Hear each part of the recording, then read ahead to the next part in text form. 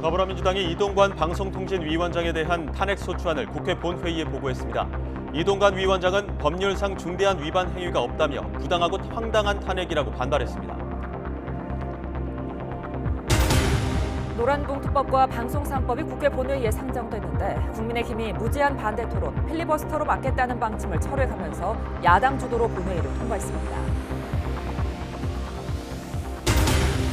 어제 방한한 블링컨 미 국무장관이 박진 외교부 장관과의 공동회견에서 러시아가 북한에 기술적 지원을 제공하고 있다면서 대처 노력을 하고 있다고 발표했습니다. 인력 감축을 둘러싼 협상 결렬로 서울 지하철 노조가 오늘부터 이틀 동안 시한부 파업에 들어갔습니다. 출근 시간에는 지장이 없었지만 퇴근 시간에는 평소의 87% 수준으로 운행률이 떨어집니다. 옥시 등 가습기 살균제 제조사가 피해자에게 위자료를 줘야 한다는 대법원 판결이 나왔습니다. 민사 배상 책임을 인정한 건 처음이라 앞으로 비슷한 청구가 잇따를 것으로 보입니다. 수능 시험을 앞두고 집중력과 기억력을 높이는 영양제라고 속인 온라인 불법 부당 광고가 무더기로 적발됐습니다. 환각을 일으킬 수 있는 향정신성 의약품을 공부 잘하는 약으로 광고한 사례도 있었습니다. 뉴스큐 잠시 후 돌아오겠습니다.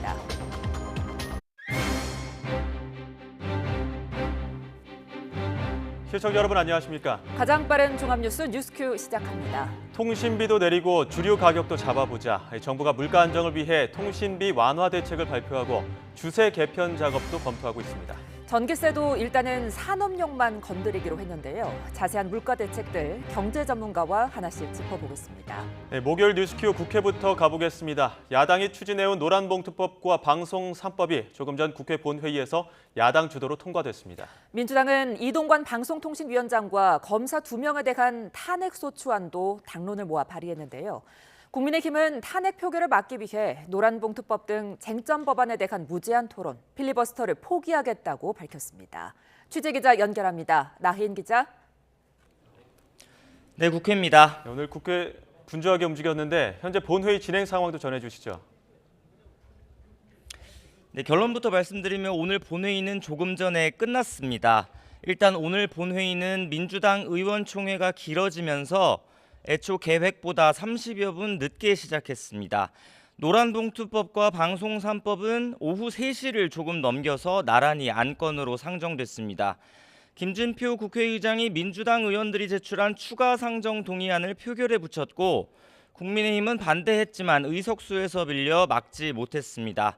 민주당 박주민 원내수석 부대표는 발언대에 서서 노란봉투법과 방송 3법은 노조의 쟁의 행위에 대한 천문학적인 손해배상 청구를 막고 정권의 공영방송 장악을 막아야 한다는 사회적 합의 속에 추진됐다고 강조했습니다. 하지만 법안들이 처리되지 못하는 사이 정부는 노골적으로 노조를 탄압하고 방송 장악을 획책하고 있다며 더는 입법을 미룰 수 없다고 주장했습니다. 쟁점 법안이 상정이 되자 국민의힘 의원들은 일단 본회의장을 빠져나가 긴급 의원총회를 다시 소집했습니다. 그리고 20분쯤 뒤에 기자들 앞에선 윤재욱 원내대표는 애초 계획과 달리 무제한 반대 토론 필리버스터를 포기하겠다고 전격적으로 발표했습니다. 윤 원내대표는 불법 파업과 야권 입맛에 맞는 방송을 조장하는 4가지 악법의 문제점을 필리버스터를 통해 국민에게 소상히 알리려고 했지만 민주당이 이동관 방송통신위원장에 대한 탄핵을 결국 추진하기로 하면서 방침을 바꿨다고 설명했습니다. 따라서 노란봉투법과 방송 3법은 그대로 표결 절차에 들어갔고 조금 전 모두 통과됐습니다. 네, 이동관 방통위원장 탄핵 추진 그리고 노란봉투법, 필리버스터와 어떤 관련 있는 겁니까? 네, 국민의힘은 오늘 상정된 노란봉투법 등 쟁점 법안들에 대해 필리버스터 없이 그대로 표결을 진행하게 놔두고 본회의를 오늘 끝내려고 한 겁니다. 목적대로 본회의는 조금 전에 끝났는데요. 앞서 민주당은 오늘 본회의 직전에 이동관 방통위원장과 고발 사주 의혹의 핵심 인물인 손준성 대구고검 차장검사 등 검사 2명에 대한 탄핵소추안을 당론으로 발의를 했고 이 탄핵안들은 모두 본회의에 보고가 됐습니다. 그런데 국회법상 본회의에 보고된 탄핵소추안은 24시간 이후 72시간 이내에 표결을 해야 하고 표결이 되지 않으면 폐기가 됩니다. 국민의힘은 바로 이 부분을 노린 것으로 보입니다. 오늘 본회의 이후에 다음에 예정된 본회의가 오는 23일이라서 일단 오늘 보고된 탄핵안 표결은 막고 폐기시키겠다는 계산입니다. 이에 조금 전 민주당 홍익표 원내대표는 기자들과 만나서 방송장악이 얼마나 정부에 시급하고 중요한 일이면 방통위원장을 지키기 위해 이런 꼼수까지 쓰느냐며 이는 충분히 예상했던 시나리오라고 말했습니다. 이어 일단 김진표 국회의장에게 앞으로 72시간 안에 탄핵안을 표결할 수 있도록 추가 본회의 개최를 요구할 생각이라고 말했습니다. 또 수용이 되지 않더라도 정기국회 안에 기회가 여러 번 있다며 반드시 이동관 방통위원장과 검사 2명에 대한 탄핵안을 처리하겠다고 밝혔습니다. 지금까지 국회에서 전해드렸습니다. 국민의힘 혁신위원회가 당 지도부와 중진, 친윤계 의원들의 총선 불출마나 험지 출마를 촉구한 인요한 혁신위원장의 권고안과 관련해 어느 정도 시간이 지난 뒤 당의 공식 문건을 올리는 절차를 밟을 예정이라고 설명했습니다. 혁신위 대변인인 김경진 위원은 오늘 3차 혁신안 회의를 마친 뒤 이같이 밝혔습니다. 그러면서 인 위원장의 권고안이 언론을 통해 지도부나 유력 의원들에게 전달된 뒤 대상자 중 일부가 비공식적인 방법으로 마음을 먹고 결심할 시간이 필요하다는 뜻을 전해왔다고 설명했습니다. 이런 가운데 혁신위는 내년 총선에서 비례대표 당선권의 50%를 청년 후보로 의무화하자는 내용의 3차 혁신안을 당에 제안했습니다. 국민의힘 김기현 대표는 당 혁신위원회가 지도부와 중진, 친윤계 의원들의 총선 불출마나 수도권 험지 출마를 권고한 것에 대해 모든 일에는 시기와 순서가 있다고 말했습니다. 김 대표는 오늘 국회에서 요즘 언론 보도를 보니 너무 급발진하고 있는 것 같고 급하게 밥을 먹으면 체하기 십상이니 지켜보자며 이같이 답했습니다. 이에 앞서 김 대표는 내년 총선을 앞두고 불거진 여권발 신당설을 겨냥해 집안 대소사를 앞두고는 이모와 고모, 숙모, 삼촌 모두가 힘을 합쳐야 한다며 혐오와 비난, 분열의 언어로는 국민 지지를 얻을 수 없다고 지적했습니다. 차기 대법원장 후보자로 지명된 조희대 전 대법관이 평생 중도의 길을 걸으려 노력해왔다고 밝혔습니다. 또 정년 때문에 임기를 다 채우지 못하는 것과 관련해서는 하루를 하더라도 진심을 다하겠다고 말했는데요. 조 후보자의 발언 직접 들어보시죠. 마음이 무겁습니다. 열심히 하겠다는 생각뿐입니다. 우리 나라와 국민들에게 혹시 누를 끼치지 않을까 두렵고 떨리는 심정입니다. 보수 색채가 좀 강해질 수 있다는 지적들도 있는데 이에 대해서 좀 어떻게 보시는지. 제가 한평생 법관 생활을 하면서 한 번도 좌나 우에 치우치지 않고 항상 중도의 길을 걷고자 노력했습니다. 걱정하지 않으셔도 될 겁니다. 임기를 다 못 채우신다는 것에 대해서 부담감은 혹시 없으신지요? 예, 기간이 문제가 아니고 단 하루를 하더라도 진심과 성의를 다해서 헌법을 받들겠습니다. 정부가 각 부처 차관에 물가안정 책임관 역할을 부여하고 현장 대응을 강화하는 범부처 특별 물가안정 체계를 본격 가동했습니다. 김병환 기획재정부 1차관은 오늘 한국수출입은행에서 현 정부 첫 물가관계 차관회의를 열고 김장재료 수급안정 대책 등 물가 대책을 점검했습니다. 앞으로 모든 부처 차관은 각자 소관 품목의 가격과 수급을 점검하고 품목별 대응 방안을 마련하는 물가안정 책임관 역할을 하게 됩니다. 정부는 또 빵과 라면 등 28개 주요 농식품 품목에 대해 물가 담당자를 지정하고 집중 관리하기로 했습니다. 농식품부는 오늘 한운 차관 주재로 농식품 수급 상황 점검회를 열고 물가관리 대응 체계를 확정했습니다. 농식품부 관계자는 신선 농축산물의 경우 품목별 담당자가 있었지만 물가 체감도가 높은 과자나 커피 등 가공식품도 담당자를 지정해 관리하기로 했다고 설명했습니다. 국책연구기관인 한국개발연구원 KDI는 내년 우리 경제가 내수 증가세 둔화에도 불구하고 수출을 중심으로 완만한 회복세를 보이며 2.2% 성장할 거로 전망했습니다. 소비자 물가 상승률에 대해서는 내수 증가세 둔화로 올해보다 낮은 2.6%가 될 걸로 봤고 올해 성장률은 1.4%로 예측했습니다. 앞서 지난 8월 전망과 비교하면 내년과 올해 성장률 전망치 각각 0.1%포인트 하향 조정했습니다. KDI는 향후 우리 경제 상황에 대해서는 수출이 회복세를 보이면서 경기 부진이 완화될 거로 진단했습니다. 4분기 산업용 전기요금 인상을 단행한 한국전력, 일단 급한 불부터 끈 모습입니다. 하지만 근본적인 문제로 지목된 역마진 구조는 해소하지 못한 데다 자구책으로 마련한 자산 매각 역시 순탄치 않을 전망입니다. 김태민 기자입니다. 정부는 전기요금 인상이 피할 수 없는 선택이란 점을 강조합니다.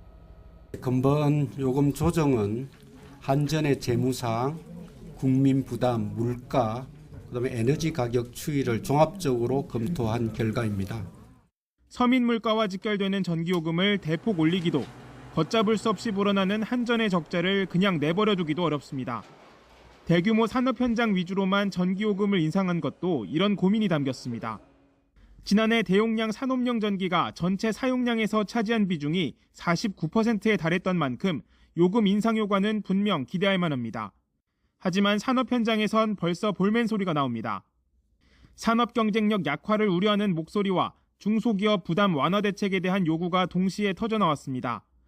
여기에 산업용 전기요금 인상도 우회적인 방법일 뿐 결국은 서민 부담으로 이어질 수밖에 없다는 지적입니다. 그러니까 산업용을 올리면 당연히 그 산업에서 만들어내는 제품 가격이 올라갈 것이기 때문에 우리에게 영향을 주긴 주고요. 고육지책일 수 있으나 올바른 이제 가격 신호의 전달 측면에서는 자산 매각과 조직 축소 등의 자구책 역시 근본적인 대책이 되긴 어렵다는 회의적 시각이 우세합니다. 당장 급한 채권 발행 한도를 확보하는 데 도움은 될 수 있지만 막대한 누적 적자와 비교하면 여전히 미미한 수준이기 때문입니다. 내부의 거센 반발 역시 넘어야 할 산입니다. 실망을 넘어 분노를 금할 길이 없습니다.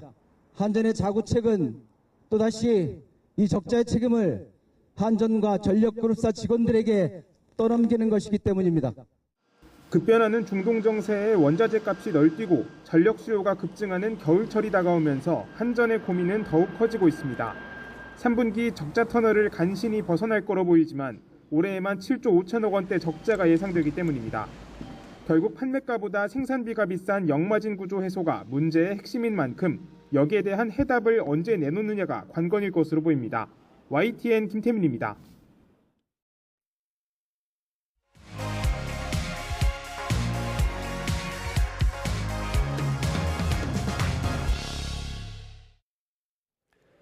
어제 정부가 통신비 부담 완화 방안을 발표했습니다. 하지만 소비자들의 부담이 얼마나 줄어들지 의구심은 여전한 상황인데요. 관련 내용 포함한 경제 소식, 이인철 참좋은경제연구소 소장과 이야기 나눠보겠습니다. 어서 오십시오. 지금 여러 가지 물가 안전 대책들을 내놓고 있는데 일단 첫 번째로 통신비부터 짚어보겠습니다. 어제 정부가 발표한 내용, 적잖은 대책들이 세분화돼서 나왔는데 어떻게 보셨습니까? 그렇습니다. 사실 매 정권마다 가계에 비해서 차지하는 이 통신비 비중이 과도하다. 그러면서 늘상 대책을 내왔습니다. 역시 마찬가지로 현 정권 역시 통신비 부담 완화 대책을 내놨는데 크게 보면 세 가지예요. 일단 최저 3만 원대 5G 요금제를 출시하겠다.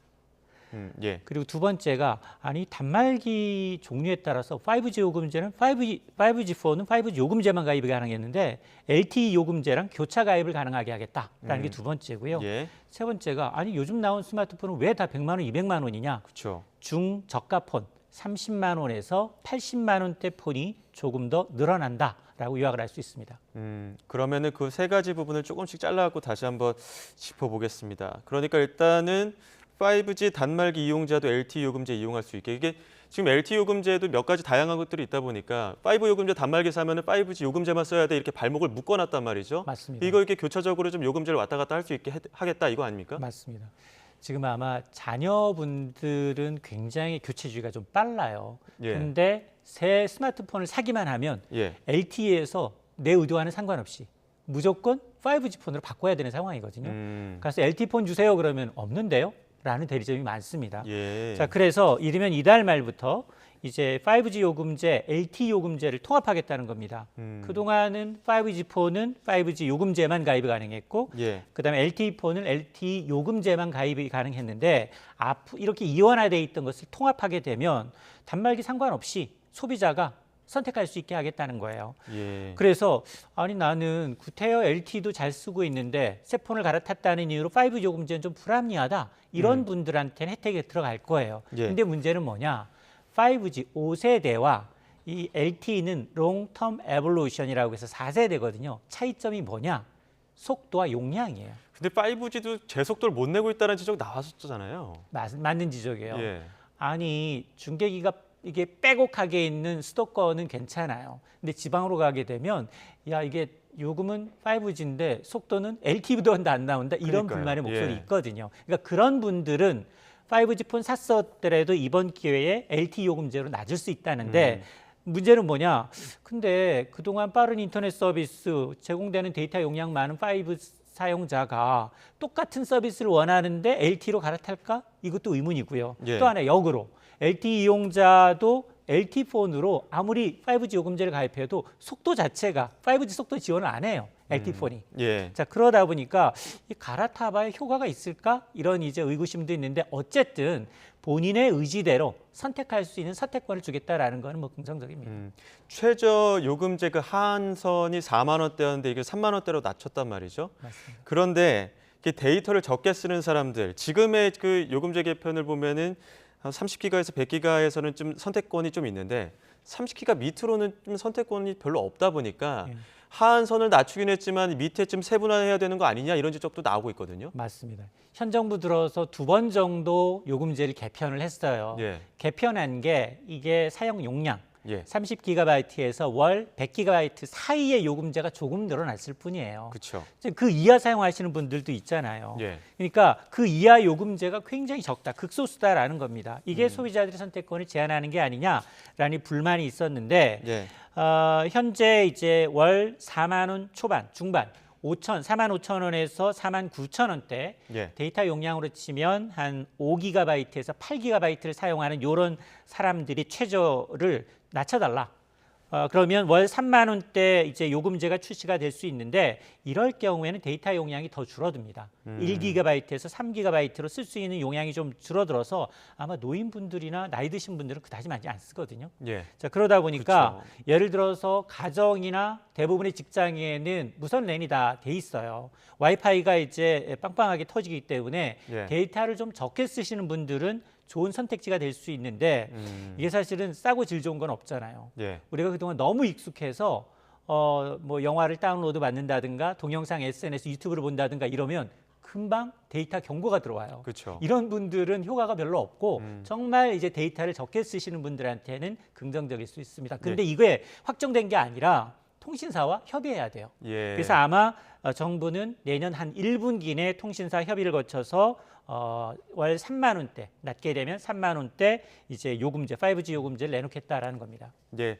지금 말씀 중에 잠시 속보가 들어와서 전해드리도록 하겠습니다. 윤석열 대통령이 오늘 금융감독원에서 열린 불법 사금융 민생현장 간담회에서 언급한 내용들입니다. 불법 사금융, 수익 1원도 은닉 못하도록 세무조사를 하겠다. 불법 사금융 뿌리 뽑겠습니다. 이런 현수막까지 내걸고 강하게 이야기를 했습니다. 약자의 피를 빨아먹는 악질 범죄다. 양형 기준을 상향해서 이런 부분에 대해서 강력하게 또 처벌을 하겠다. 혹시 그 취약계층 보호 또 국가의 책무이기 때문에 실질적인 피해 구제가 이루어져야 한다. 이런 얘기들 불법 사금융에 대해서 굉장히 강한 기조로 이야기를 했습니다. 소장님 혹시 이 부분에 대해서는 지금 불법 사금융 문제가 좀 많다 보니까 짧게 언급해 주실 부분이 있을까요? 사실은 지금 가장 고통받고 있는 게 고금리로 고통받고 있는 취약계층이에요. 그렇죠. 대출 이자 부담이 굉장히 늘었는데 예. 지금 뭐 법정 이자 한도 상한이 계속해서 낮아지다 보니까 이런 취약계층은 다중채무자가 많거든요. 제1금융권에서 이제 대출 다 못 예. 받고 2금융권, 예. 2금융권도 아니니까 대부업체. 예. 근데 대부업체는 법정 이자율을 준수해야 해요. 그게 오히려 역으로 이제 이 신용도가 낮은 이런 이제 취약계층이 불법 사금융으로 굉장히 내몰리고 있는데 예. 이분들의 경우에는 법정 테두리 바뀌다 보니까 그게 불법으로 추심하는 게 굉장히 좀 비일비재되다 보니까 아마 이제 이 부분에 대해서 굉장히 이제 강력하게 좀 처벌하겠다라고 이제 직접적으로 대통령이 맞습니다. 언급을 한 것으로 지금 보입니다. 말씀하신 것처럼 그 세모녀 사건 같은 경우에도 지금 불법 채권 추심 때문에 이제 괴로워하는 부분들도 있고 또 청소년들의 피해도 급증하고 있기 때문에 이런 배경에서 윤석열 대통령 불법 사금융 민생 현장 간담회에서 사금융 뿌리 뽑겠다, 불법 사금융 뿌리 뽑겠다 이런 이야기 강하게 이야기를 했습니다. 자, 다시 가계통신비 부담으로 돌아와서요. 앞서 그 가계통신비와 관련해서 데이터 이용량에 따른 세분화해서 요금을 좀 부과해야 된다 이런 필요성에 대해서 소장님 지적을 해주셨는데 단말기도 이번에는 좀 너무 고가다 보니까 이 부분에서 좀 중저가 단말기도 생산할 수 있게끔 만들겠다 이런 대책을 좀 내놓은 것 같더라고요. 맞습니다. 제가 진짜 실제로 경험을 했어요. 예. 그 아이폰 15가 나왔다고 해서 저는 별로 쓰진 않지만 저는 갤럭시를 씁니다만 가서 봤더니 최고 사양도 아닌데 198만 원이었어요. 비싸죠. 깎아주는 게 거의 없어요. 예. 와, 200만 원에 달하는 이 고가폰이 굉장히 잘 팔리고 있습니다. 이게 예약해도 며칠 있다가 들어오더라고요. 기다려야 된다고 하더라고요. 맞아요. 이제 지금 고가폰에서는 삼성과 아이폰이 경쟁하고 있단 말이에요. 예. 자, 그러다 보니까 지금 계속해서 신제품을 내놓을 때마다 가격이 올라가요. 올라가는데 일단은 정부 입장은 뭐냐? 삼성전자가 그래도 국내 유일한 이제 휴대폰 제조업체니까 협의를 해서 30만 원에서 80만 원대 중저가 휴대폰을 좀 연내 한 2종 정도, 내년에 4종 정도를 상반기에 출시하겠다라는 겁니다. 사실 1, 2년 전만 하더라도 삼성도 그래도 한 중저가 폰 한 10종 내외로 이제 신제품을 출시했는데 그런데 지금도 보면 사실은 이런 80만 원대 이하 요금을 원하시는 분들 상당히 많아요. 10명 가운데 한 4명꼴 정도로는 80만 원대 이하 휴대폰을 찾고 있기 때문에 수요가 있다는 겁니다.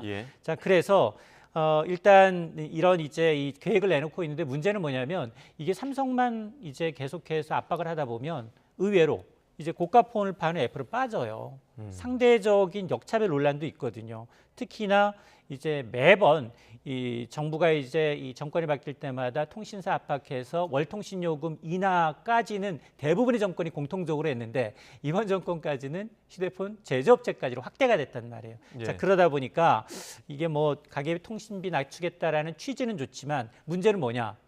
물론 뭐 삼성이 딱 비견해서 얘기는 아니지만 이렇게 이제 비용 부담이 늘어나게 되면 그 비용 부담은 뭐 전기세도 많이 내지만 이렇게 비용 부담이 늘게 되면 당연히 고객한테 순차적으로 비용 부담을 전가하게 돼 있거든요. 제품에. 그러면 소비자들이 결국 덤터기를 쓰는 꼴이기 때문에 이게 과연 어느 정도 이제 실효성이 있을지 여부는 좀 지켜봐야겠습니다. 뭘 하나 조금 올리다 보면은 그런 올리는 비용들이 소비자에게 전가되는 것들이 항상 문제가 되는데 전기요금도 약간 그런 부분이 있는 것 같습니다. 정부가 4분기 전기요금을 대기업들이 주로 쓰는 산업용만 인상하기로 하고 가정용이나 상업용은 동결했거든요. 맞습니다. 그런데 어찌됐든 산업용을 올리게 되면은 이 비용은 또 소비자에게 전가되는 거 아니냐 이런 지적도 나오고 있습니다. 맞습니다. 이게 오늘부터예요. 오늘부터 이제 산업용 전기요금이 킬로와트시당 10.6원 정도, 인상률이 한 6.9%입니다.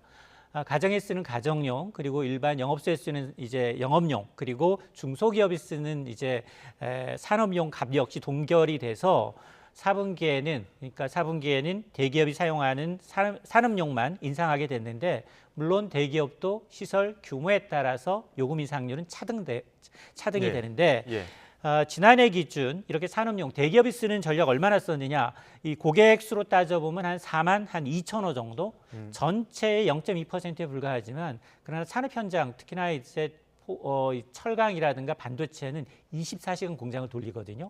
이런데 주로 대규모로 이제 공장을 쓰는 생산 시설을 갖고 있는 대기업의 경우에는 전체 총 사용량은 절반에 육박해요. 한 48.9%니까 그러면 이번 이제 산업용 인상이 어느 정도냐? 전체 전기요금 인상을 한 5% 정도 인상한 효과를 보고 있습니다. 자, 그러면 실제로 가장 전기요금을 많이 내는 삼성전자는 이번 인상을 얼마나 더 내야 할까?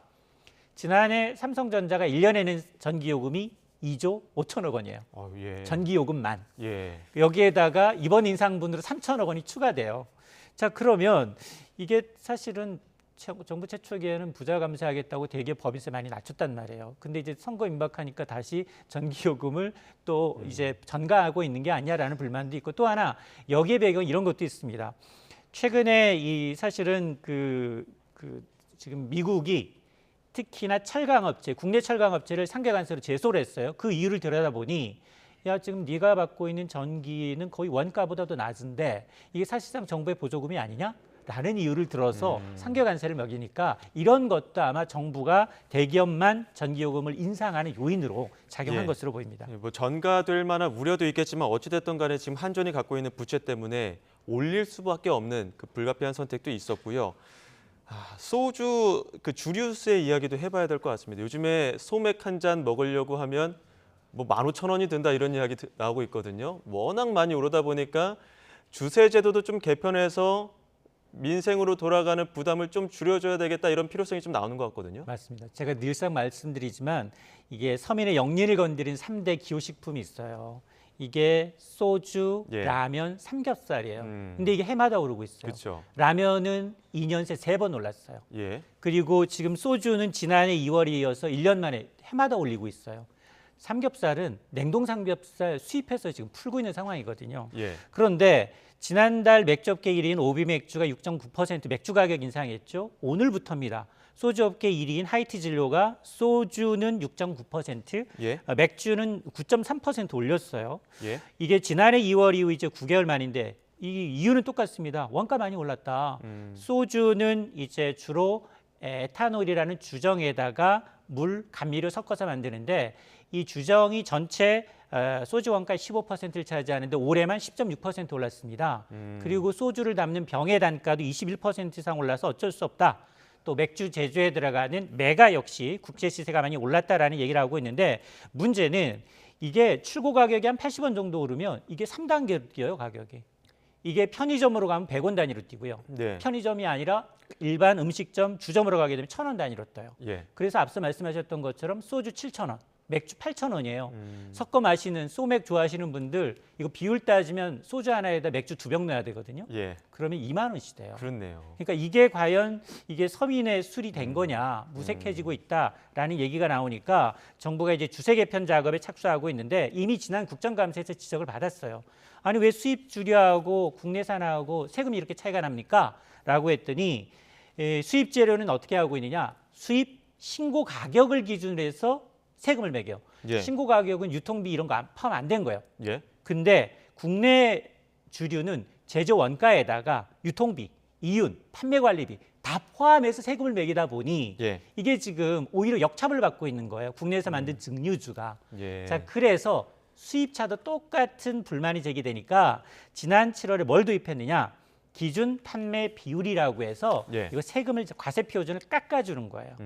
자동차도 국산차에 대해서 한 8% 정도 이 할인율을 적용해서 기준 판매 비율을 할인하다 보니까 국산차와 수입차의 세금 역전 현상이 좀 줄었거든요. 예. 그걸 이제 주세에도 도입을 해서 주세의 경우에는 기존 판매율에다가 최고 할인율 최대 40%까지 적용하게 되면 예. 이 수입산 증류와의 어떤 세금 역진 현상이 좀 줄어들 수 있다라고 보는데 물론 뭐 정부는 아직 구체적인 도입 방안은 결정되지 않았다라고 하지만 원체 이제 이 주류에 대한 민감성이 크기 때문에 이렇게 주류 그리고 삼겹살, 라면 올리게 되면 해당 업체만 욕먹는 게 아니라 정부가 욕을 해요. 정부 욕을 예. 먹어요.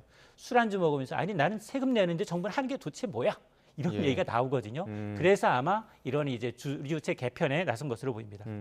주제 마지막으로 아마 이 뉴스 보고 깜짝 놀라신 분들 많을 겁니다. 최근에 그 파프리카 선별장에서 로봇 설비가 이제 박스인 줄 알고 그 압사당하는 사고가 벌어졌습니다. 물론 이제 안타까운 사고기도 하고 이걸 어찌됐든 간에 산업 현장에서 벌어진 일이기 때문에 어떤 비용을 줄이기 위한 목적으로 로봇을 쓰긴 있지만 안전 대책이 확실하게 이루어진 것이냐라고 하는 경제적인 효용만 따져야 될 것이냐 이런 논란들도 나오고 있거든요. 그렇습니다. 그동안 우리가 걱정했던 건 야, 로봇이 인간의 일자리 빼앗는데를 넘어서 예. 지금 이제 사람의 이제 목숨까지 앗아가는 시대거든요. 그리고 상당히 우리가 의외로 굉장히 로봇과 많이 이제 접촉을 하고 있는 시대입니다. 최근에 사실은 이제 이 뭐 말씀하셨던 것처럼 산업용 로봇이 박스로 착각해서 지금 사람의 인명을 앗아갔는데 그럼 뭐 로봇을 감옥으로 보내야 될까요? 당연히 궁극적인 문제는 예. 뭐 그 회사 주인이라든가 아니면 제조업체 이 논의할 시점이 됐다라는 거고요. 실제로 이제 음식점 서빙 로봇을 보게 되면 와 신기하기도 하지만 이런 걱정도 들어요. 저게 뜨거운 음식물을 아이한테 이제 만일 쏟아버리면 엎어버리면 저희가 다치면 누가 책임을 져야 될까? 당연히 예. 업주 책임이겠죠. 뭐 이런 것들에 대해서 지금 경각심을 좀 가져야 되는데 실제로 이번 사건은 지난 7일에 일어났습니다. 경남 고산군의 한 파프리카 선별장에서 로봇 센서 작동 여부를 확인하던 설비 관리업체 직원이 상자인 줄 알고 로봇이 로봇 팔에 눌려서 숨진 사건이었어요. 자, 그러다 보니까 이 제품은 일본 제품인 것으로 알려져서 이 업체는 관리 직원 업체는 이제 이날 시운전에 앞서서 이제 최종 점검을 하고 있던 것으로 알려지고 있는데 경찰이 이제 CCTV를 통해서 이제 확인을 해 보니까 로봇이 사람을 상자로 인식해서 사고를 난 것으로 보고 정확한 사고의 원인을 조사 중이라고 하는데 근데 문제는 지금 우리가 전 세계에서 가장 빠르게 로봇을 우리 실생활에 접하고 있다는 거예요. 로봇 설비 밀도가 제일 높다면서요? 산업 맞습니다. 현장에서. 지금 국제 로봇 연맹이 발표한 2022년 세계 로봇 보고서를 보니까 2021년 기준 근로자 10,000명당 산업 로봇 한국에는 1,000대가 같이 일하고 있다. 그러니까 근로자 10명이 로봇 1명과 지금 배치돼서 현장에서 일을 하고 있다는 거예요. 그걸 보면 이게 지금 지난 이제 2011년만 하더라도 우리가 한 347개니까 10년 사이에 3배 정도로 로봇이 급속하게 지금 산업 현장에 파고들고 있다는 얘기고요. 다른 국가와 비교를 하더라도 가장 많은 게 싱가포르인데 싱가포르가 670대예요. 우리가 1,000대인데 반해서. 그리고 일본이 400대 같이 안 되고 있고 중국도 322대, 미국은 274대예요. 그러니까 주요 국가 대비하면 한국의 로봇이 지금 2배에서 4배 정도로 함께 일하는 현장이 좀 많아졌다라는 건데요. 이러다 보니까 산업용 로봇에 대한 이제 인사사고, 안전사고가 끊이지 않고 있습니다. 예. 이게 지금 안전사고 그냥 사고로만 볼 게 아니라 그 어떤 산업 현장의 인식 변화도 필요해 보입니다. 지금까지 이인철 참 좋은 경제연구소 소장과 함께했습니다. 오늘 말씀 고맙습니다.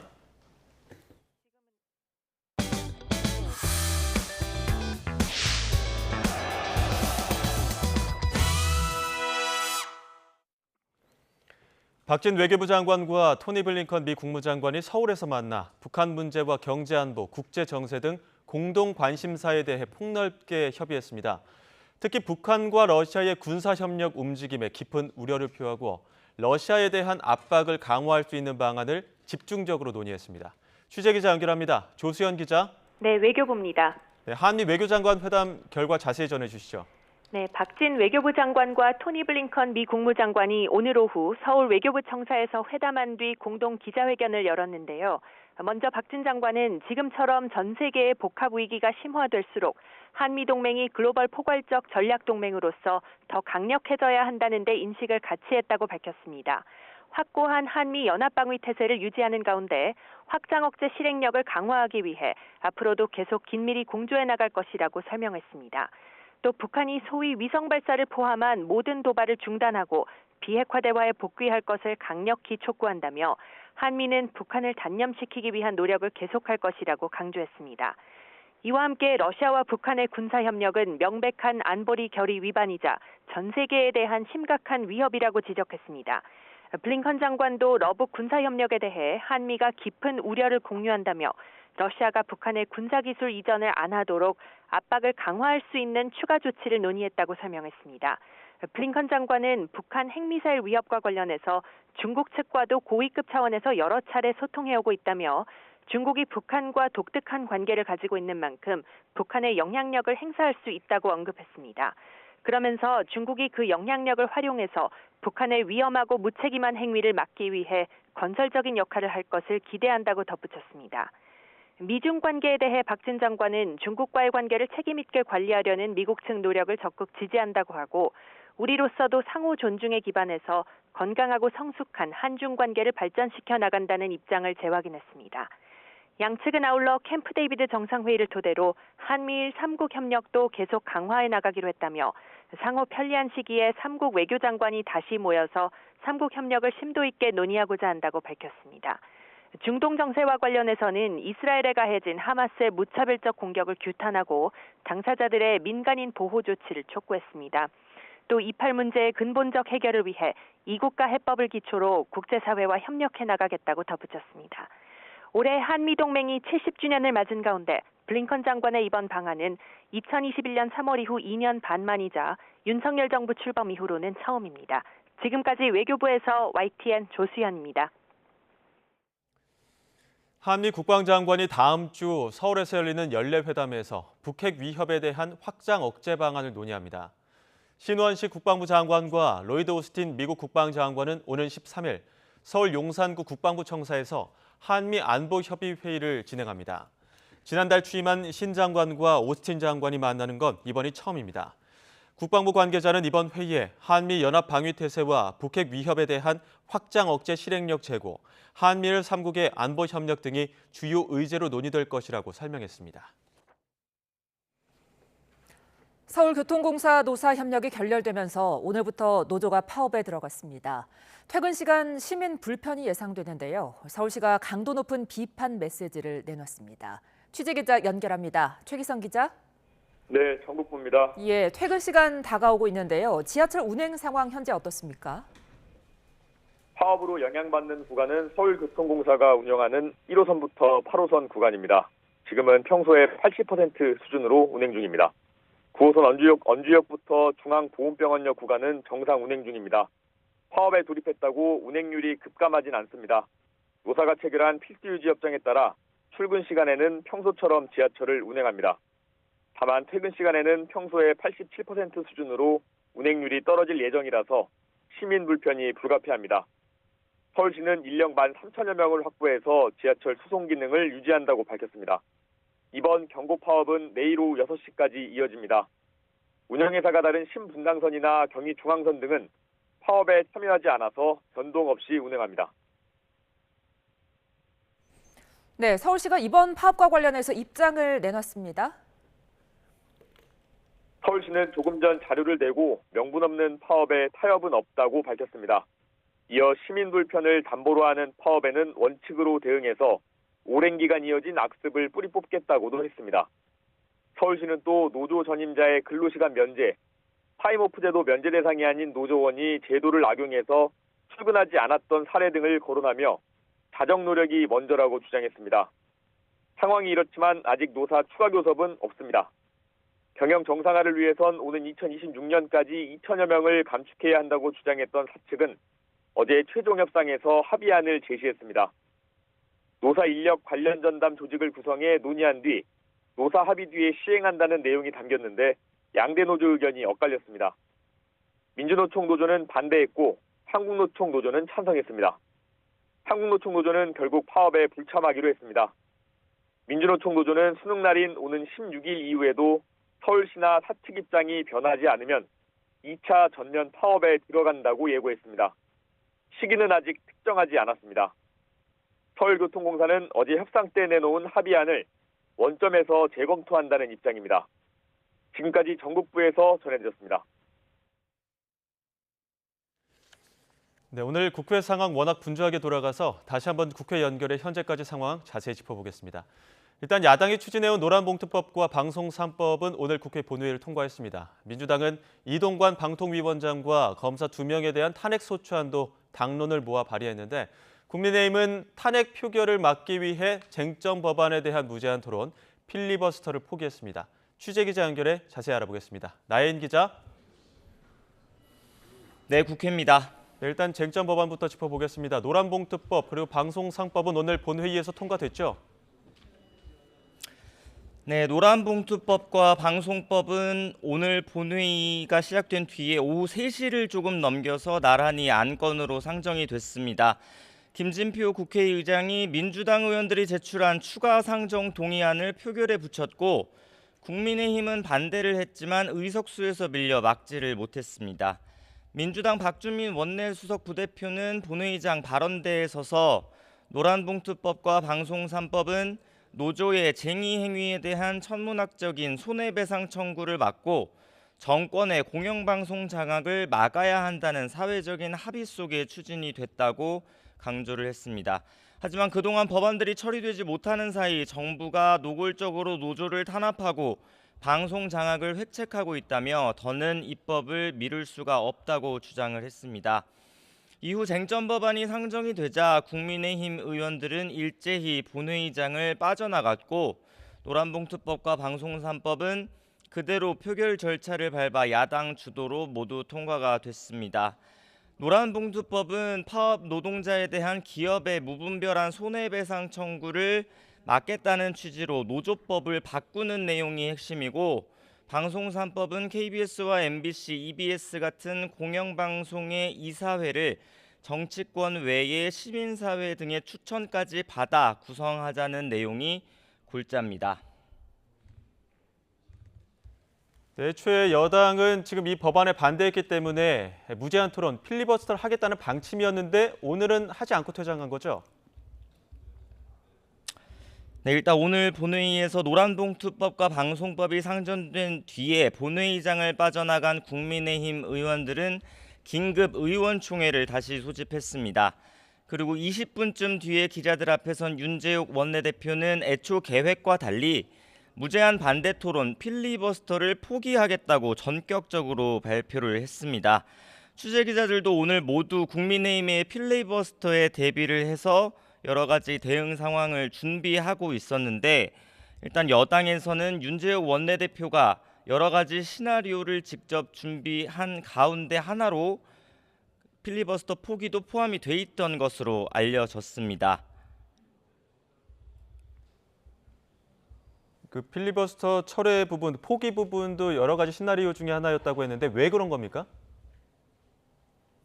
네, 일단 윤재욱 원내대표는 불법 파업과 또 야권 입맛에 맞는 방송을 조장하는 노란봉투법과 방송 3법의 문제점을 필리버스터를 통해 국민에게 소상히 알리려고 했지만, 민주당이 오늘 본회의에서 이동관 방송통신위원장에 대한 탄핵을 추진하기로 하면서 방침을 바꿨다고 설명했습니다.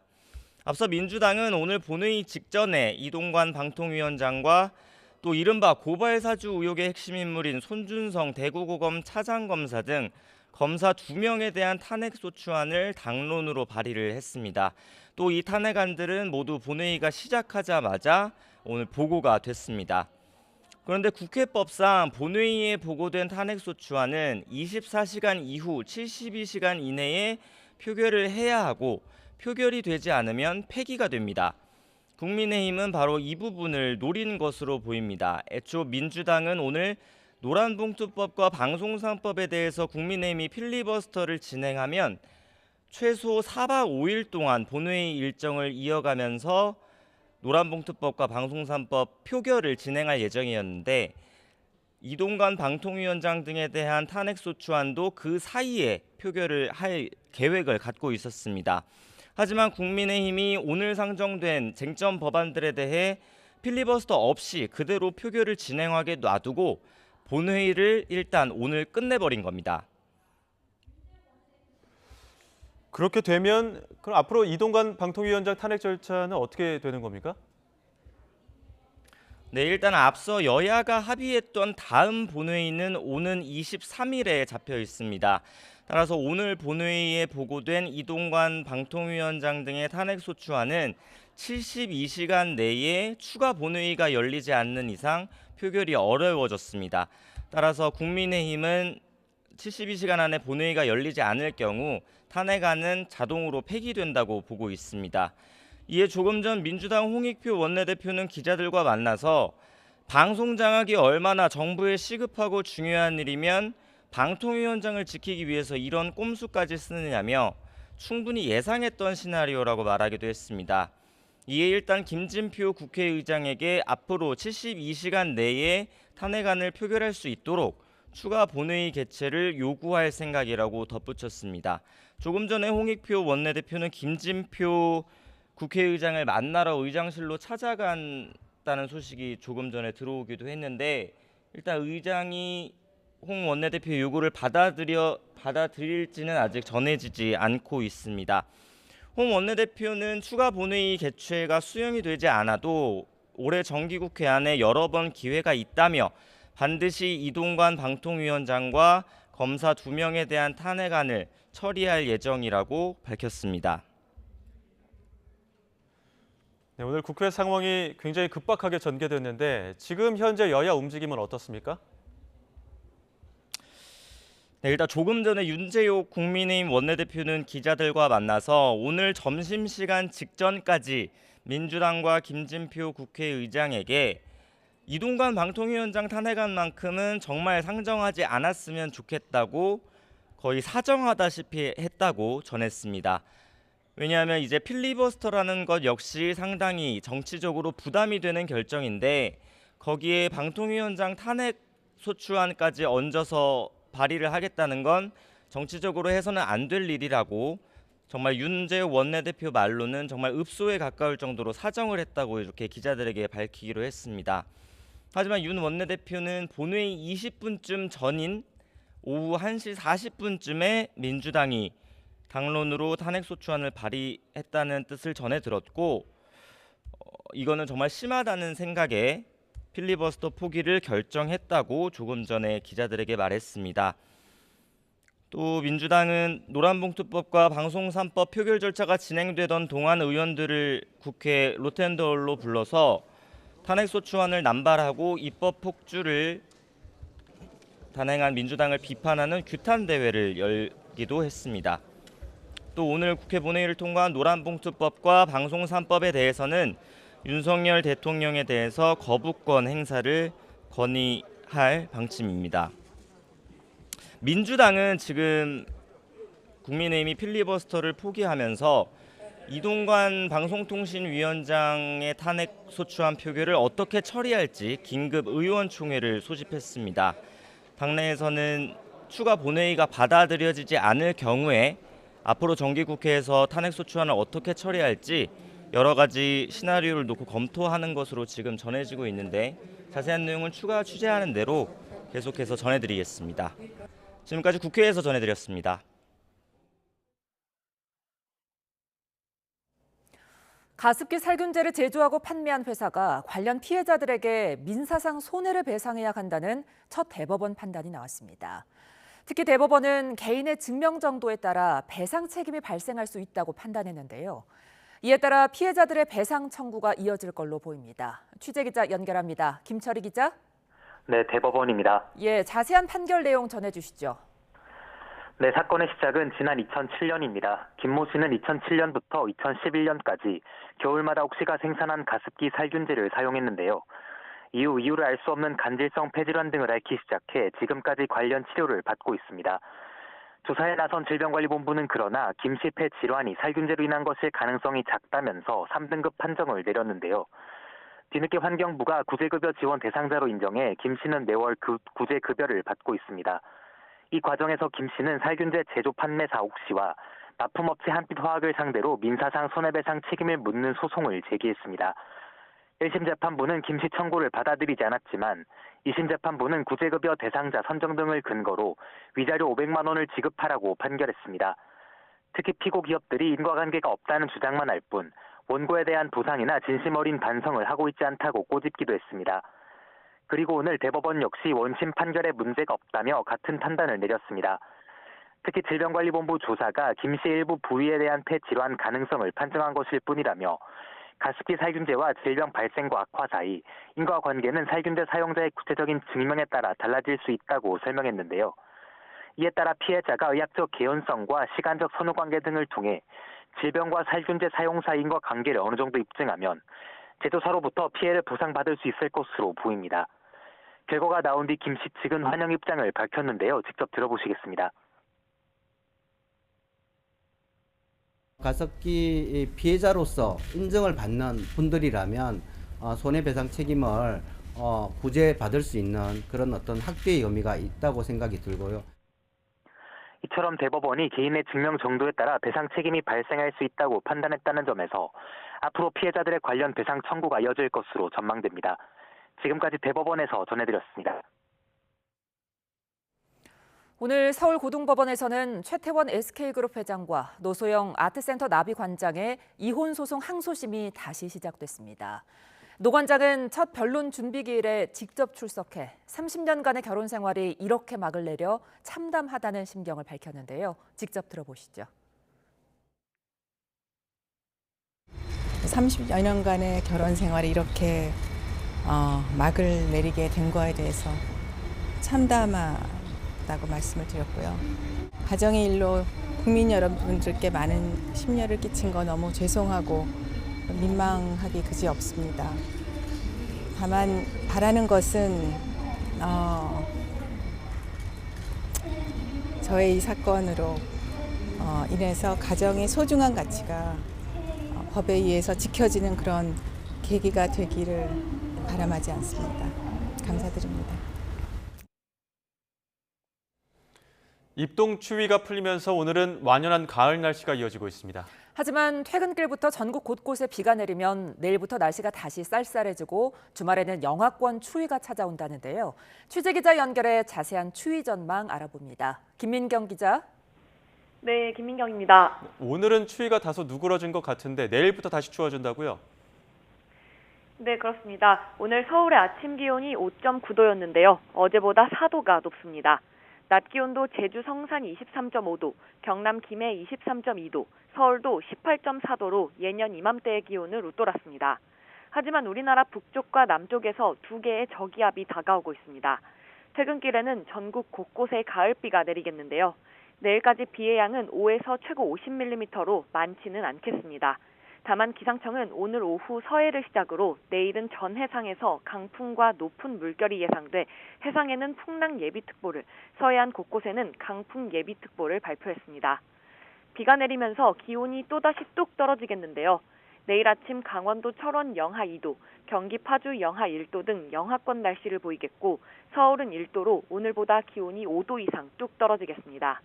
비가 그친 뒤에는 기온이 더 떨어져 주말 아침 경기 파주와 강원 대관령 영하 5도, 천안과 경남 거창 영하 3도, 서울 영하 1도 등 도시 지역도 첫 영하권 기온이 예상됩니다. 특히 내린 비가 얼어 내륙 곳곳에는 대형 사고를 유발하는 도로 살얼음이 나타나는 곳이 있을 걸로 보여 차량 안전거리 확보에 각별한 주의가 필요합니다. 초겨울 추위는 다음 주 초반까지 이어진 뒤 화요일부터 풀릴 전망입니다. 지금까지 문화생활과학부에서 YTN 김민경입니다.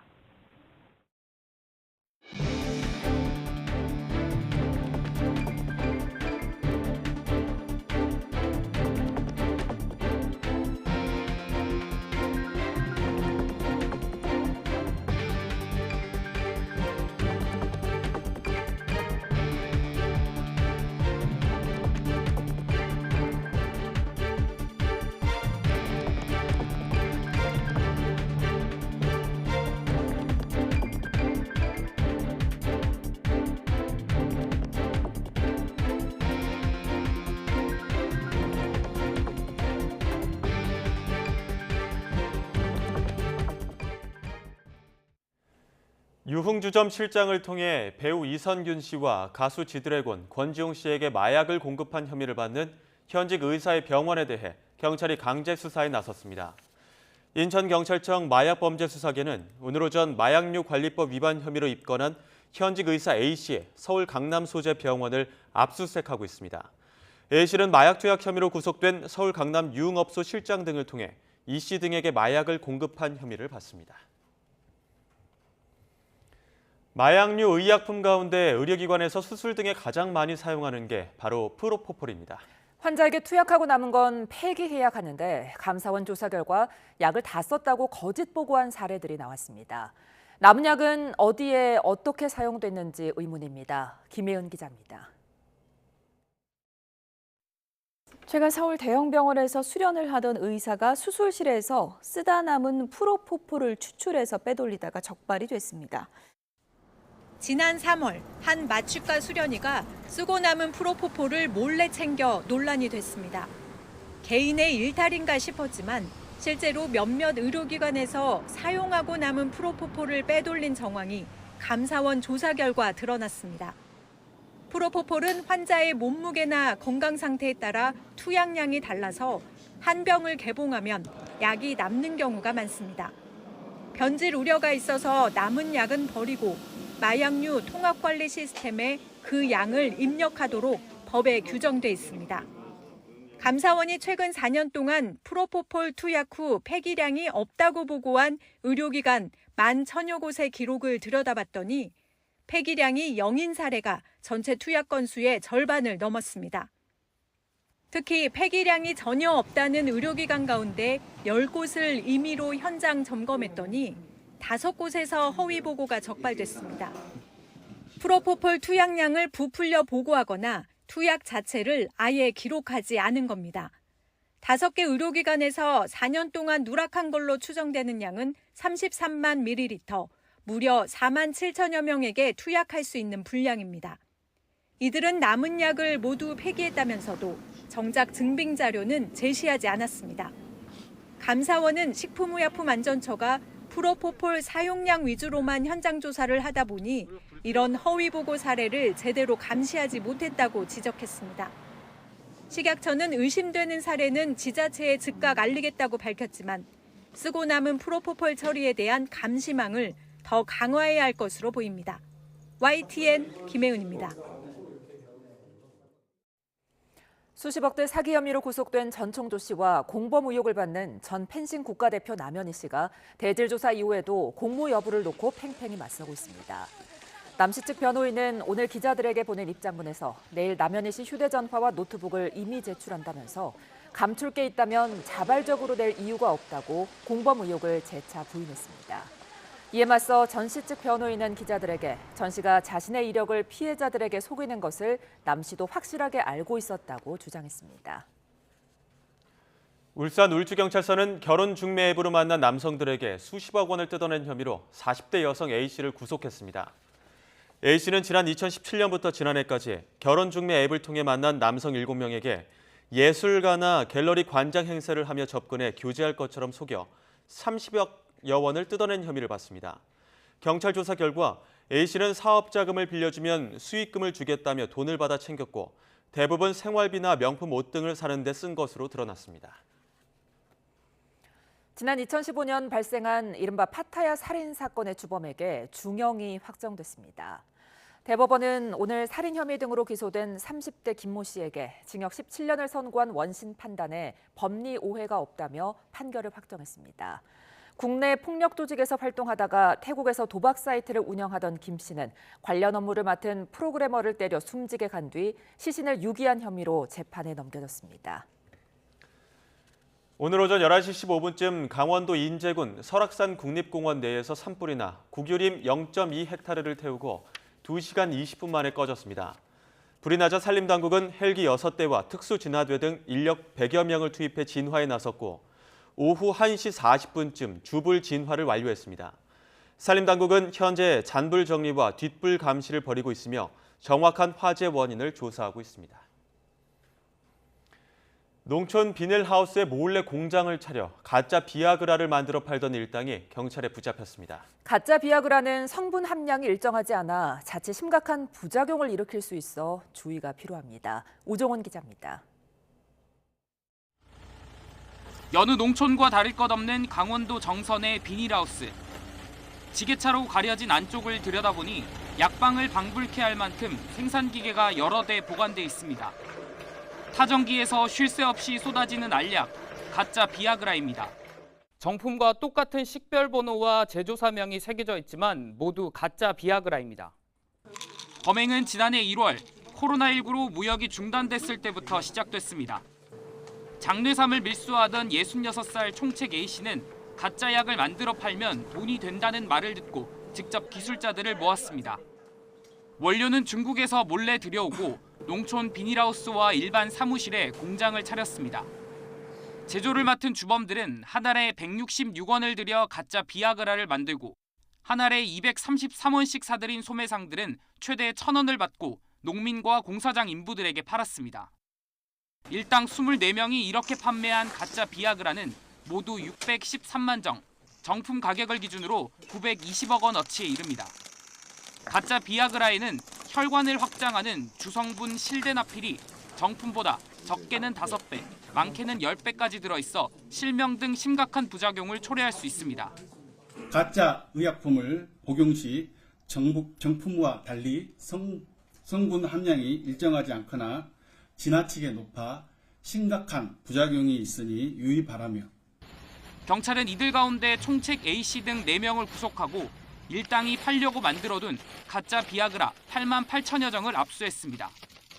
이와 함께 일당에게 원료를 건넨 중국 공급 조직에 대한 수사도 이어가고 있습니다. YTN 우종훈입니다. 기존 살충제의 내성을 가진 빈대가 확산하는 가운데 정부가 이르면 내일 대체 살충제를 긴급 사용 승인할 방침입니다.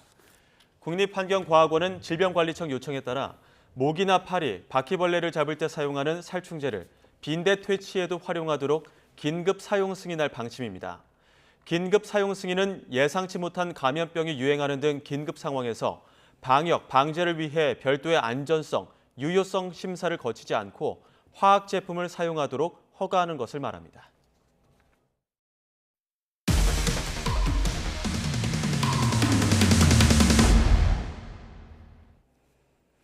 보호자의 폭행과 학대로 아이가 숨지는 안타까운 사건이 또 일어났습니다. 대전에서 1살 된 아들이 숨을 쉬지 않는다며 엄마가 병원 응급실로 데려왔지만 안타깝게도 아기는 숨졌는데요.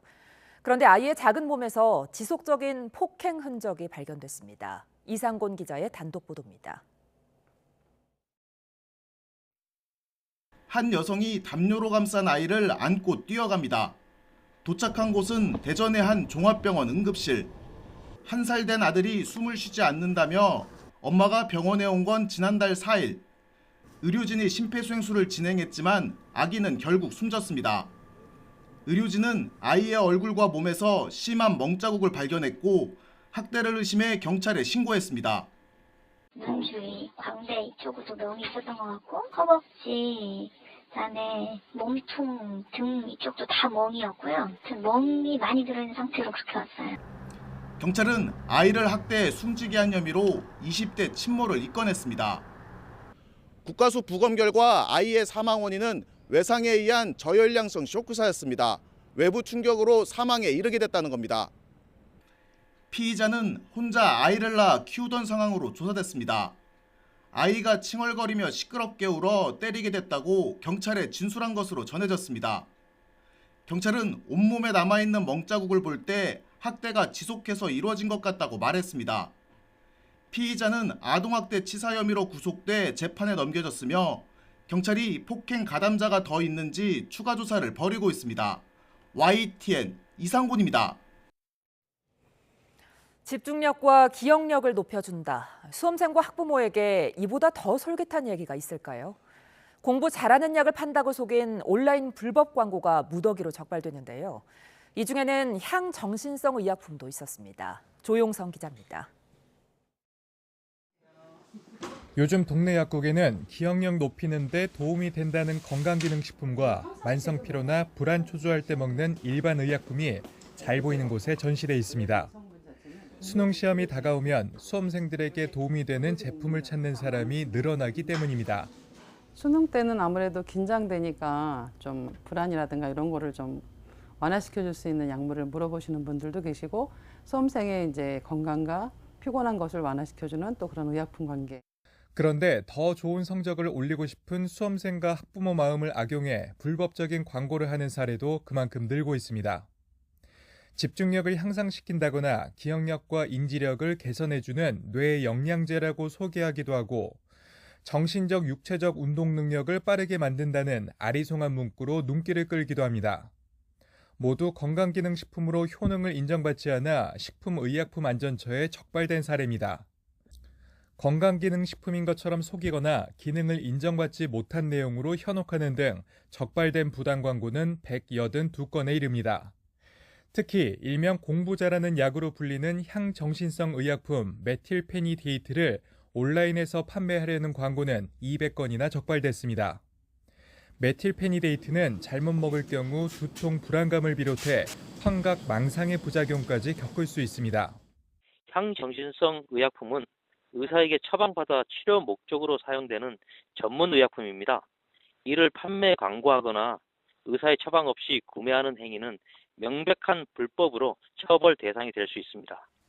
수능 시험이 일주일도 남지 않은 시점에서 기대했던 효과보다는 자칫 부작용으로 낭패를 볼 수 있기 때문에 수험생들의 각별한 주의가 필요해 보입니다. YTN 조용성입니다. 서울교통공사 노동조합이 오늘부터 이틀 동안 서울 지하철 파업에 돌입하면서 출정식을 열었습니다. 노조 측은 사측의 적자 비용을 인원 감축으로 해결하려고 한다며 사측의 경영 개선안을 비판했는데요. 직접 들어보시죠. 연 5천억에 달하는 서울지하철 공공서비스 적자 주요 부분을 본인은 2212년, 2026년까지 감원으로 해결하겠다고 합니다. 안전은 터치하고 2215명 줄여서 과연 지하철 적자가 해결이 됩니까? 1월 1일 현장 인원이 안 들어옵니다. 고생했던 선배들이 지하철을 떠나가는데 그 자리에 들어올 인력이 없습니다. 합의서를 쓰면 뭐합니까? 지키지 않는데. 그리고 뻔히 내년 1월 달에 현장 인력이 비면서 우리 조합원들이 힘들어질 것을 아는데 시민의 안전을 위해서 싸우기에 나왔습니다.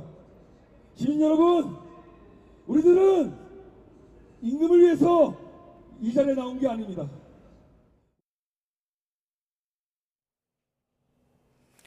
네, 방금 들어온 소식입니다. 오늘 잠시 전 진행됐던 국회 본회의에서 더불어민주당이 검사들에 대한 탄핵을 주도하는 것에 대해 대검찰청의 입장이 나왔습니다. 대검은 탄핵은 공직자의 파면을 정당화할 정도의 직무상 중대한 헌법, 법률 위반이 있는 경우에만 헌법 수호의 관점에서 인정되는 거라며 정치적 목적의 반복적인 검사 탄핵은 법치주의 파괴라고 주장했습니다. 그러면서 민주당의 주장은 탄핵 사유에 해당한다고 보기 어렵다고 주장했는데요. 제1당이 권력을 남용해서 검찰에 보복을 한다며 수사를 방해하는 정치적인 의도가 있다고 주장했습니다.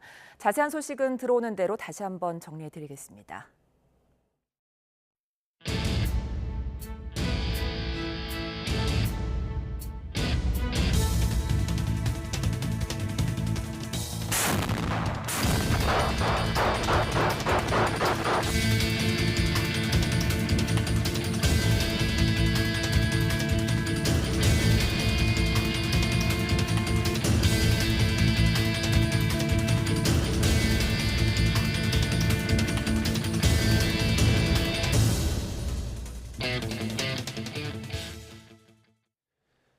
가자 지구에서 본격적인 시가전을 시작한 이스라엘군이 하마스가 가자 지구에서 통제권을 잃고 있다고 밝혔습니다. 5만여 명의 가자 지구 주민이 북부에서 남부로 이동했다며 주민들도 하마스가 자신들을 인간 방패로 사용하는 것을 알고 있다고 주장했습니다. 김진호 기자의 보도입니다. 이스라엘군은 정례 브리핑에서 하마스가 가자 지구에서 통제권을 잃고 있다고 밝혔습니다. נמשיך לאפשר גם מחר לתושבי עזה לרדת מכבלי חמאס בצפון רצועת עזה לדרום רצועת עזה. חמאס איבד שליטה וממשיך לאבד שליטה בצפון. 하가리 소장은 우리는 가자시티에 대한 공격을 계속 심화하고 있으며 민간인 거주지와 인접한 땅굴 갱도를 차단하고 있다고 설명했습니다. 이로 인해 전략적 공격을 계획하던 하마스의 항공 및 해군 전력에 큰 타격을 가했다고 전했습니다. 하가리 소장은 하마스가 가자 지구 주변에서 이스라엘 지상군을 공격하는 데 사용해온 약 700정의 유탄 발사기를 노획했다고 밝혔습니다. 이스라엘군은 휴전은 없다고 거듭 강조했습니다. אין הפסקת אש. אנחנו נלחמים בחמאס. אין הפסקת אש. הציבור של חמאס בורח מהצפון, מהדרום, כי הוא מבין שחמאס משתמש בו כמגן אנושי. 하가리 소장은 주민들이 남쪽으로 이동할 수 있도록 특정 시간마다 인도주의적인 교전 일시 중단을 허용하고 있다며 5만 명의 가자 지구 주민이 북부에서 남부로 이동하는 것을 목격했다고 말했습니다. 이스라엘은 인구 밀도가 높은 가자 지구 북부 지역 하마스의 시설로부터 민간인들을 분리하기 위해 주민들의 남쪽 이동을 촉구해 왔습니다. 하가리 소장은 가자 지구에 억류 중인 인질 숫자를 240명에서 239명으로 정정했습니다. YTN 김진호입니다. 이런 가운데 이스라엘은 하마스 관련 시설 14,000여 곳과 터널 130여 곳을 파괴했다고 밝혔습니다. 죽거나 다친 사람은 가자 지구에서만 3만 5천 명에 달하는 것으로 집계됐습니다. 황보연 기자입니다. 가자 지구의 한 건물 옥상에 이스라엘 전투기에서 발사된 미사일이 명중합니다. 건물에서 뛰쳐나온 사람이 옥상을 뛰어다니자 또 한 발이 날아갑니다. 영상을 공개한 이스라엘 군은 하마스 관련 기반 시설과 그 안에 있던 대원들을 공격했다고 설명했습니다. 지금까지 지상 목표물 14,000여 곳을 이렇게 파괴했고 지하 시설과 연결된 터널 130여 곳을 찾아내 입구를 막아버렸습니다. 4,000여 점의 하마스 무기도 압수했는데 대부분 이슬람 사원과 유치원 그리고 주택가 건물에 숨겨져 있었다고 이스라엘 군은 밝혔습니다. גני ילדים ובנייני מגורים מעידים על השימוש הציני שחמאס עושה באוכלוסייה שלו כמגן אנושי. ישנם הישגים, אך המלחמה עוד ארוכה, יש דרך ארוכה לפנינו. 이스라엘이 전방위 공격에 하마스는 대전차 로켓과 박격포 등으로 대항하며 저항을 이어가고 있습니다.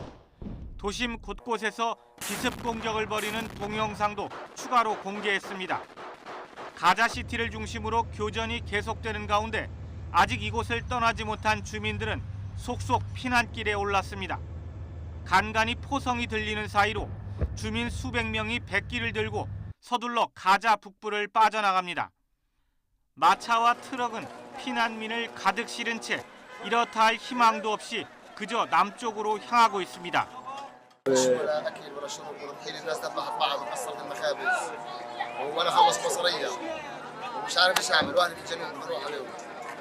이제 2달째로 접어든 전쟁. 죽거나 다친 사람은 가자 지구에서만 3만 5천 명을 넘었습니다. شهيد بالقصف الإسرائيلي المستمر على قطاع غزة وأكثر من 25,000 جريح كثير منهم بحالات الخطر. 가자지구 보건부는 사망자 중 70% 이상은 어린이와 여성, 노인들이며 폭격으로 인한 잔해가 치워지면 사망자는 크게 증가할 것으로 내다봤습니다. YTN 황보연입니다. 이스라엘과 하마스의 전쟁이 격화하는 가운데 미국과 이스라엘이 시리아 내 이란 연계 군사시설을 연이어 폭격해 중동 지역 긴장이 고조되고 있습니다. 로이터 통신 등에 따르면 로이드 오스틴 미국 국방장관은 현지 시간 8일 미군 전투기들이 이란 이슬람 혁명 수비대와 연계 단체들이 사용하는 시리아 동부 시설을 공습했다고 밝혔습니다. 오스틴 장관은 이번 공습에서 F-15 전투기 2대가 무기 저장 시설을 타격했고 이는 최근 이라크와 시리아에 주둔하는 미군에 가해진 공격에 대응하기 위한 것이라고 설명했습니다. 이스라엘과 하마스가 카타르 중재로 3일 휴전 협상을 하고 있는 것으로 알려졌습니다. 가자 지구에 억류 중인 미국인 등 12명을 석방하는 조건입니다. 미국은 이스라엘과 하마스 전쟁 후 과도기가 필요할 수도 있지만 거버넌스 중심은 팔레스타인 주민이 돼야 한다고 강조했습니다. 보도에 이종수 기자입니다. 3일 휴전을 조건으로 미국인 등 12명을 석방하는 안을 두고 이스라엘과 하마스가 협상 중이라고 AFP가 보도했습니다. 인질 석방 없이는 일시적 교전 중단도 받아들일 수 없다는 이스라엘의 확고한 입장을 수용해 협상을 벌이고 있는 겁니다. ושישראל מסרבת להפסקת אש זמנית שאיננה כוללת שחרור חטופינו. ישראל לא מאפשרת הכנסת דלק לרצועת עזה ומתנגדת להעברת כספים לרצועה. AFP에 따르면 이 협상은 카타르가 미국과 조율해가며 중재하고 있습니다. 카타르는 최근 이스라엘인 인질 2명과 미국인 인질 2명의 석방을 끌어냈습니다. 중동에서 가장 규모가 큰 미군 기지가 있는 카타르에는 하마스의 사무실과 하마스 정치 지도자 이스마일 하니에의 주거지도 있습니다. 미국은 이른바 포스트 하마스 구상과 관련해 가자 서안지구 거버넌스에서 팔레스타인 사람들이 중심이 돼야 한다고 강조했습니다. There may be a need for some transition period at the end of the conflict, but it is imperative that the Palestinian people be central to governance in Gaza and in the West Bank as well. 블링컨 장관은 이스라엘이 가자 지구의 재점령 의도가 없음을 확인했다고도 했습니다. What I've heard from Israeli leaders is that they have no intent to reoccupy Gaza and retake control of Gaza. 블링컨 장관은 포스트 하마스 구상 핵심 원칙으로 가자지구 팔레스타인 강제 이주 불허, 가자지구 테러리즘 근거지 이용 불허, 가자지구 봉쇄나 포위 시도하지 않을 것, 가자지구 영토 축소하지 않을 것 등이라고 밝혔습니다. YTN 정수입니다.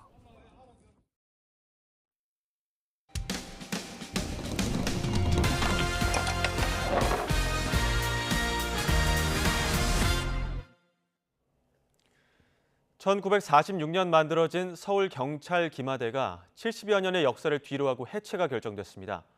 경찰은 기마대가 시대적 소명을 다했다며 인력 부족 등을 고려해 소속 경찰관들을 현장으로 보내겠다고 밝혔습니다. 제보는 Y 유서연 기자가 보도합니다. 말을 타고 빠르게 달리는 경찰관. 말이 있는 마방 청소도 하고 말 관리도 직접 합니다. 말을 타는 국가경찰, 서울경찰기마대입니다. 시작은 지난 1946년 국내 최초로 설립된 경찰부 공안과 기마경찰대로 거슬러 올라갑니다. 이후 서울경찰기마대로 이름을 바꾼 뒤 70년 넘게 역사가 이어지고 있습니다. 6.25 당시에는 실제 전투에 나서기도 했을 뿐만 아니라 G20 정상회의나 평창올림픽과 같은 각종 국가 행사에서 의전을 맡아 눈길을 끌었습니다. 서울시로부터 문화적인 가치를 공식적으로 인정받기도 했습니다.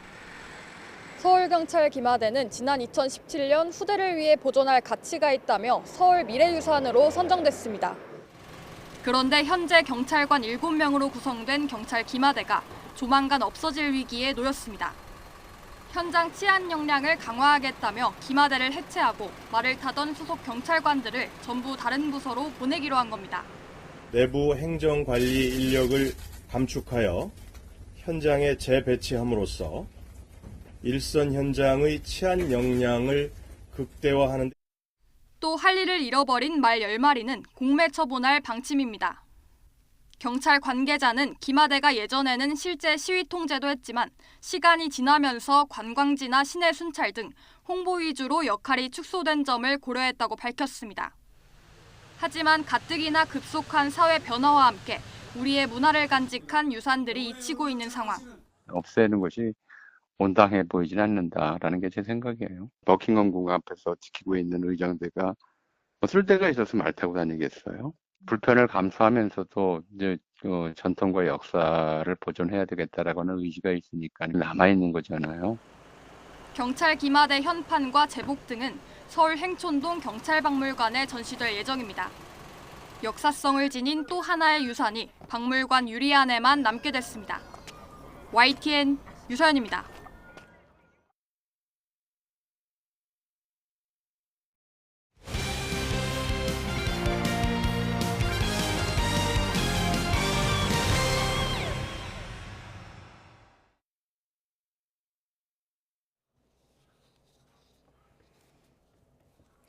네, 노란봉투법 국회 통과와 관련해 이정식 고용노동부 장관이 브리핑을 열고 정부 입장을 발표합니다. 지금 현장 가보겠습니다.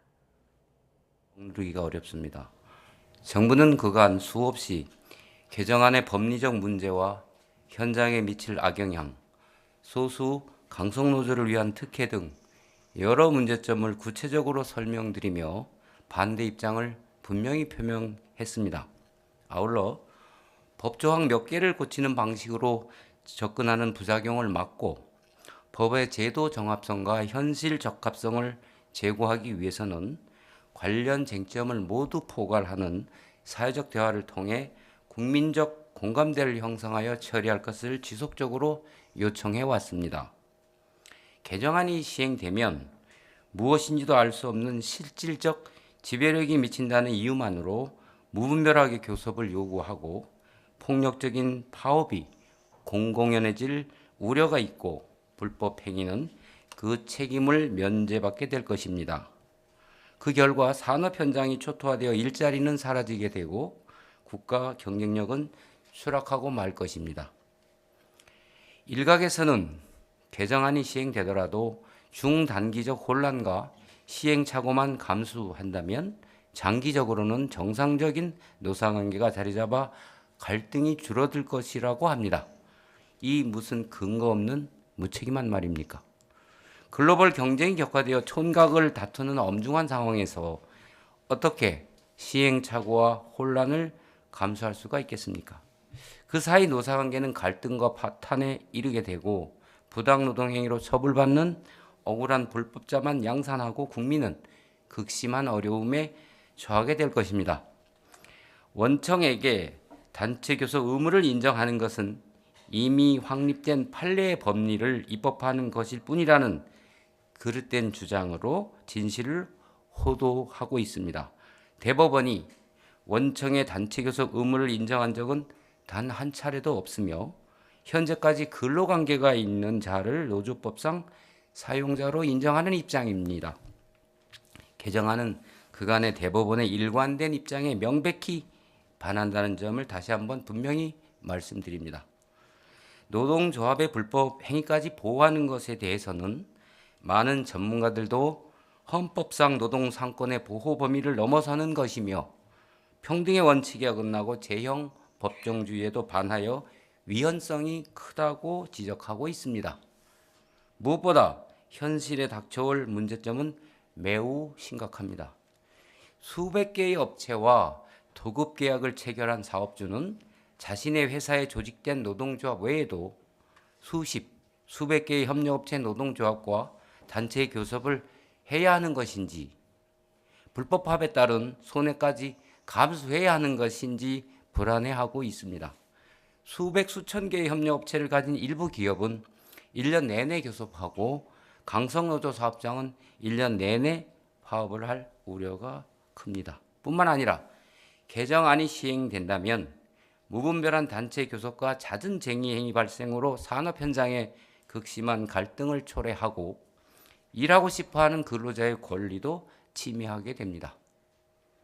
또한 노사 관계의 극심한 갈등과 혼란에서 촉발된 불확실성의 증대는 투자를 확대하고 고용을 늘리려는 기업의 의지를 위축시킬 것입니다.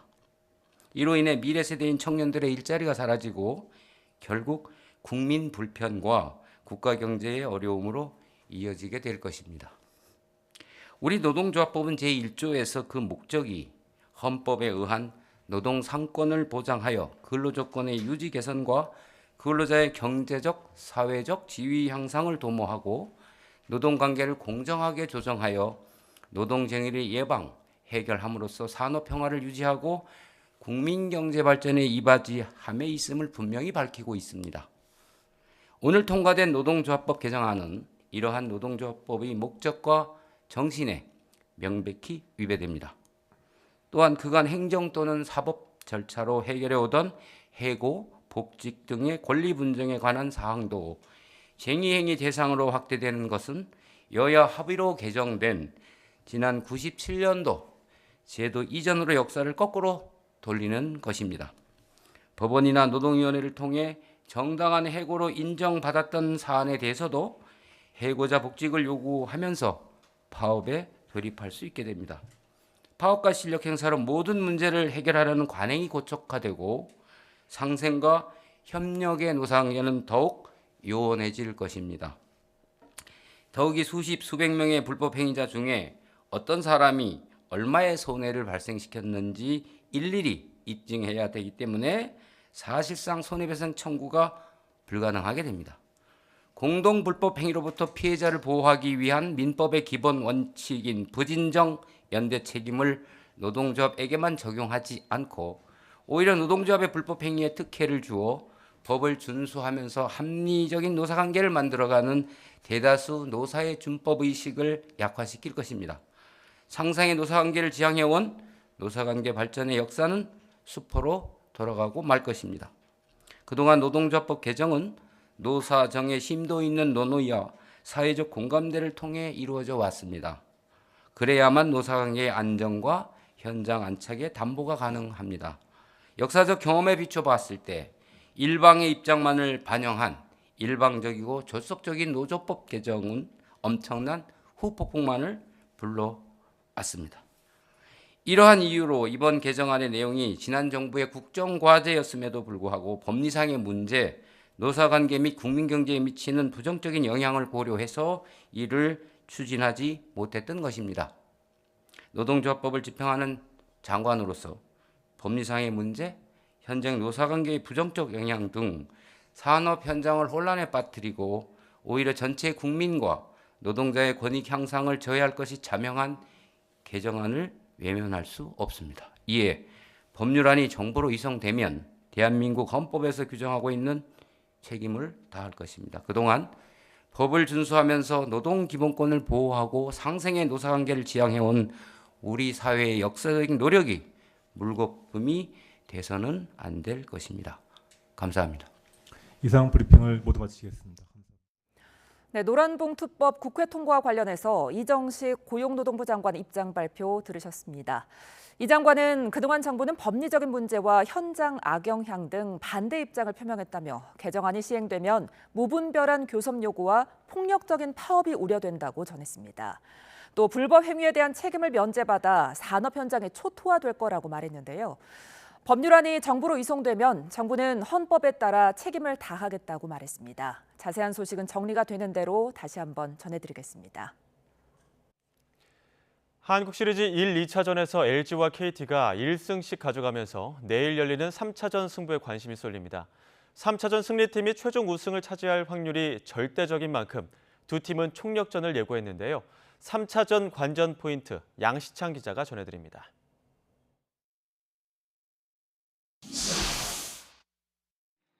선발만 놓고 보면 LG의 유독 강한 벤자민의 무게가 실립니다.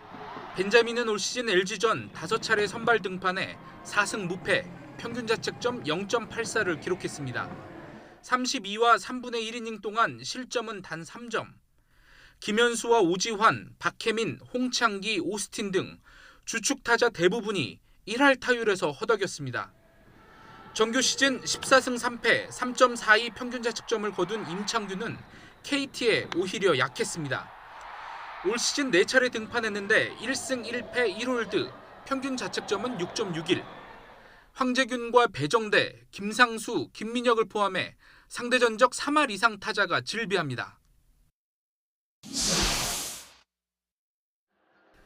2차전 승리로 분위기를 반전시킨 LG는 KT 철벽 개투, 손동현과 박영현 공략에 성공했다는 점이 큰 수확입니다.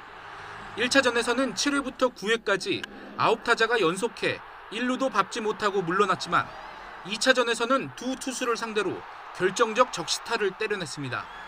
반대로 1차전에서 결승타를 맞은 LG 마무리 고우석은 2차전에서 삼진 2개를 곁들인 3자 범퇴로 경기를 마무리해 안정감을 되찾았습니다. 선발 최원태가 무너졌지만 7명의 불펜이 8이닝 이상 무실점으로 틀어막았다는 점도 고무적입니다.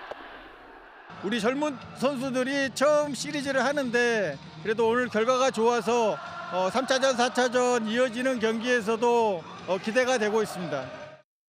넘어갔지만 1승 1패로 만족하고 3차전부터는 다시 또 총력전을 해서 준비 잘해서 이길 수 있도록 하겠습니다.